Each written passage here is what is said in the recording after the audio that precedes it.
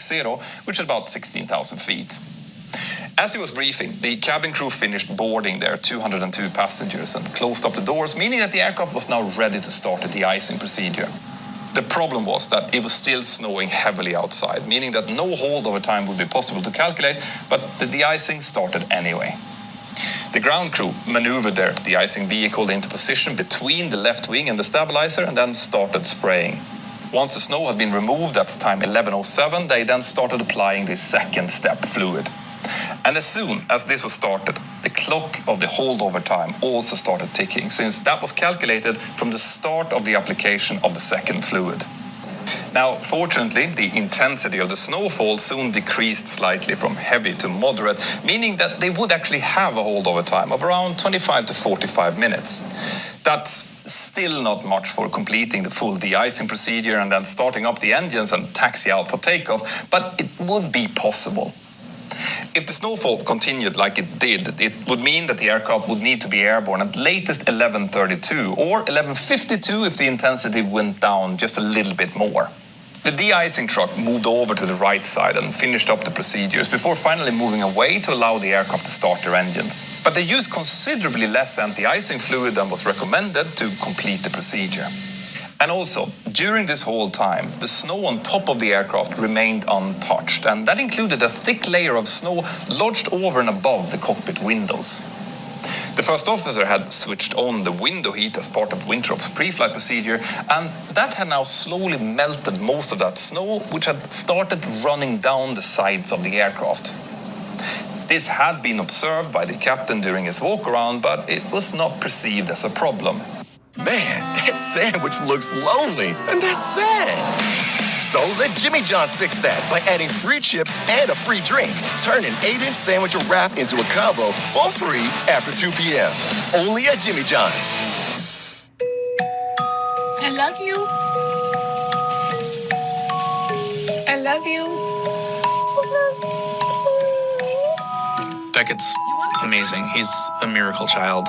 In the mornings, he'll wake up and you roll the shades up and, Dad, it's time to get up. It's a bright, beautiful day. Heart beats fast, colors and promises. How to be brave? How can I love when I'm afraid? He started getting dizzy. At the first of the year, he started going, I have to sit down, I'm dizzy, Mommy.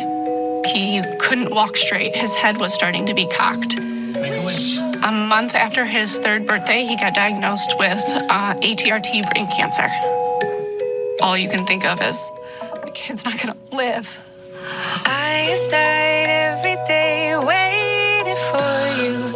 Darling, don't be afraid. I've loved you for 1,000 years. I love you for 1,000 more. Families never receive a bill from St. Jude for treatment, travel, housing, or food, so they can focus on helping their child live.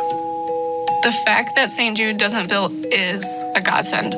And the fact that we don't have to ask for help here makes things a lot easier to go through what we have to go through with Beckett. You're really tough. For just $19 a month, you'll help us continue the life-saving research and treatment these kids need. I wish if let him just going. I will be brave.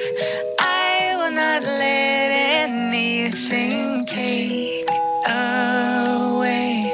I'm standing in front of me. Every breath, every hour has come to this. My name is Beckett. I got diagnosed with brain cancer. And I've died every day waiting for you. Darling, don't be afraid. I've loved you for 1,000 years. I love you for 1,000 more. The fact that they are researching and they are saving these children, it's so important. We wouldn't be where we are without St. Jude. And in turn, we wouldn't be where we are without those people that have donated. They're the reason why my son's still alive. You can help St. Jude save the lives